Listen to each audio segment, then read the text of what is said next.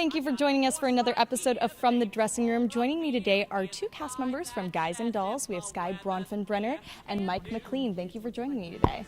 Both of you are actually from Orange County. How exciting for you to get to come back and visit. It's fantastic. We actually had a week off before this week of performances in Costa Mesa, and I spent the week here. I know Skye went back to New York, but I just wanted to get my fill of Orange County again. Tell me about some of your favorite Orange County places. At Don Ramon's Mexican Food on Golden Western Warner. It's my favorite. Definitely went there the first day.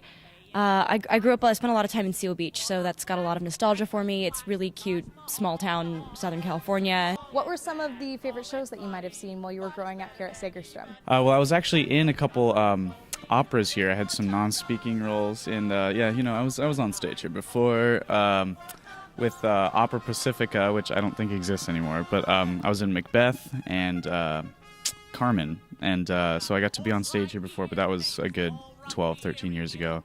But I also saw the Nutcracker here a couple times, and but just like being in the theater is nostalgic and really fun and brings back a lot of memories for me.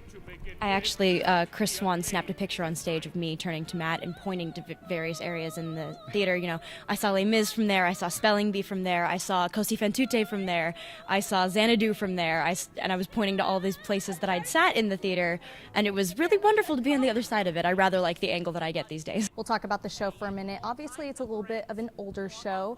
How was that for you, trying to reenact an era that you might not be so familiar with? It's been a little bit of a challenge, but also we've tried to make the characters as real as possible, and so we bring our own sort of generation to them. The script helps to keep it in the period. It's not like we can't change the words, so it's going to stay true to the period. But also we were able to read some of Damon Runyon's stories before we started the show, which all the characters are based on his stories, and that really put things in perspective and help us get a bead on the actual time period and the sort of characters that we're all playing. I'm actually a swing dancer, so this is my era that I hang out in a lot in New York City. My friends and I dress period, and we go out, and you hear a lot of this jargon from the band leaders. I've danced to swing versions of If I Were a Bell more times than I can count, so this golden age musical is really coming home for me. It's been really, really nice. Well, before I let you guys go, I think that we should play a little bit of a mob name game. So we're going to head over there and check out some of the audience engagement that Segerstrom has set up for this show. All right, so for the purposes of this audience engagement game, we're going to figure out our mob names. So, Mike, do you want to go ahead and go first? You're going to roll the dice, got two, and then you'll look at that board to figure out what your name is. Eddie is your first name. Eddie's my first name.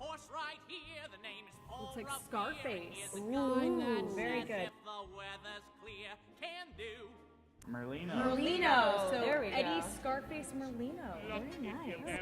Everyone in the audience has the opportunity to play this game and take a picture over by that backdrop during intermission or at any time before or after the show. So make sure that you take advantage of the Segerstrom audience engagement opportunities when you come and see Guys and Dolls.